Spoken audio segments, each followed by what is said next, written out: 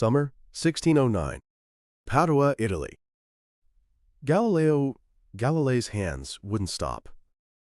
The 45-year-old mathematics professor kept grinding lenses, possessed by something beyond reason. A telescope from Holland. Magnification, barely a few times. With this, I can see nothing. Galileo knew its limits. In his mind, calculations raced. If I change the lens curvature, if I adjust the combination of convex and concave lenses, 8 times, 20 times, through relentless refinement, he finally reached 30 times. The world didn't know yet. This telescope would overturn their entire view of the cosmos. Late 1609. Midnight. Galileo looked at the moon. But this was a moon no one had ever seen. What is this? What appeared before his eyes? It wasn't a smooth, perfect, celestial body. Craters. Mountain ranges. Valleys. The moon, just like Earth, was covered in imperfections. Galileo's hands trembled. He was beginning to understand what he had seen. Aristotle's doctrine of the perfection of the heavenly spheres. For 2,000 years, no one had questioned this truth. Now, it was about to collapse. January 7th, 1610. Midnight. Galileo was observing Jupiter. And then, he saw it. 4 stars circling Jupiter. Wait, these aren't stars. He continued observing for several days. 4 bodies moved regularly around Jupiter. They were moons. Now known as the Galilean moons, Io, Europa, Ganymede, and Callisto. Galileo's heart pounded. If Jupiter has moons, if something orbits another celestial body, could Ptolemy's geocentric model, claiming everything revolves around Earth, be wrong? In his mind, something was beginning to crumble. 2,000 years of accepted truth. March 1610. Galileo decided to share his discoveries with the world. The title, Sidereus Nuncius, The Starry Messenger. A brief pamphlet. But its contents were revolutionary. Jupiter's 4 moons. The moon's craters and mountains. And detailed telescope observations. This book swept across Europe, sold out within weeks. Scholars were stunned. What has Galileo seen? But not everyone welcomed it. The church remained silent. An ominous silence. Even after publishing The Starry Messenger, Galileo's observations continued. Late 1610. He kept observing Venus, and then he noticed. Venus had phases, just like the moon. But what did this mean? Venus's phases indicated that Venus at least orbited the Sun. This was decisively unfavorable to the Ptolemaic geocentric model. Galileo set down his pen. He understood. Copernicus was likely correct. Earth was not the center of the universe. The planets orbited the Sun. But this discovery meant challenging the Church. His hands trembled. February 1616. Rome. Galileo stood before Cardinal Roberto Bellarmino. The Inquisition. The room fell silent. Tension dominated the air. Bellarmino spoke. Galileo Galilei, you are forbidden to advocate or hold the heliocentric theory. Galileo's heart nearly stopped. But, Your Eminence, I seek the truth. Bellarmino raised his hand. Truth is defined by Scripture, not by your telescope. Galileo fell silent. In his mind, something screamed. Truth cannot be bent. But his mouth didn't say it. March 1616.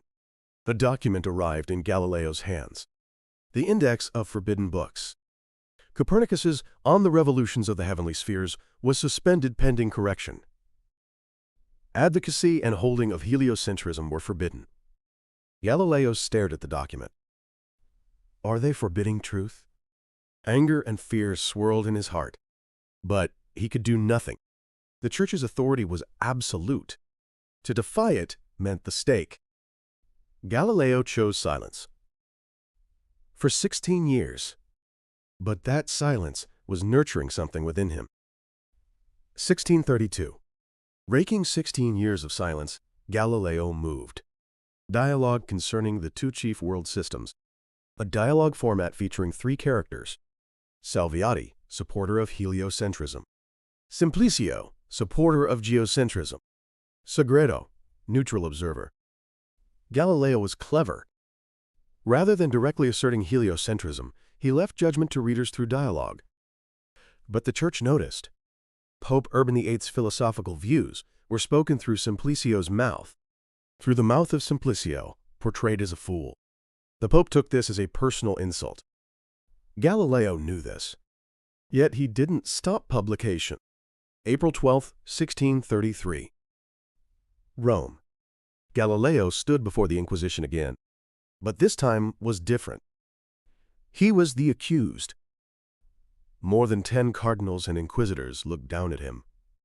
The charge: supporting heliocentrism and defying church teachings. Galileo was 69 years old. His body was failing, his health deteriorating.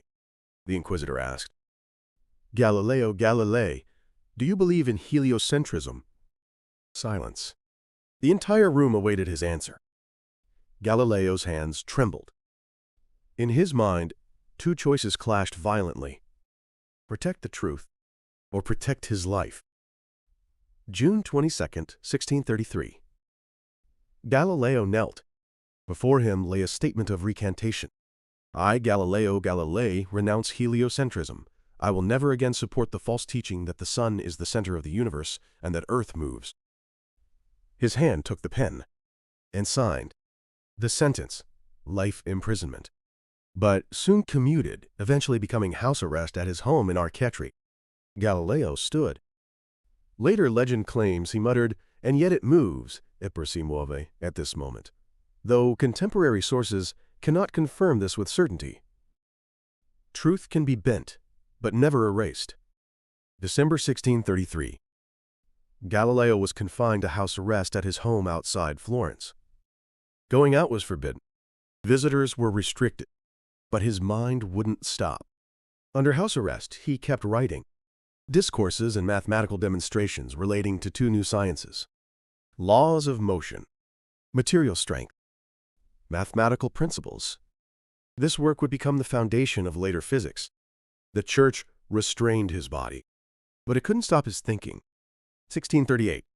Galileo went blind. He could no longer see the stars. He could no longer look through his telescope. But he didn't give up.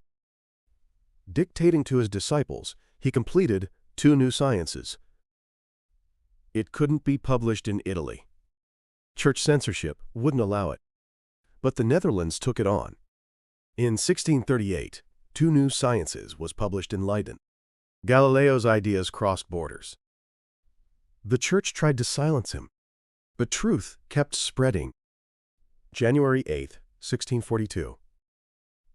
Galileo Galilei quietly passed away, age 77. Under house arrest for 9 years, blind for 4 years. Yet until the end he kept thinking.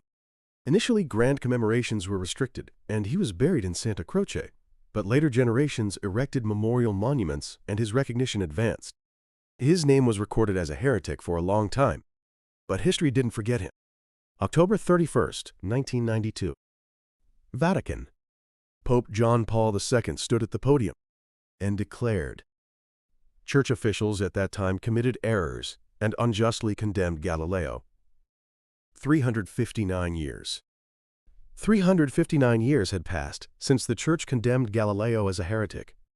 The Pope, based on the Commission's report, acknowledged the errors in the Church's judgment during the Galileo affair. The Church must recognize scientific truth.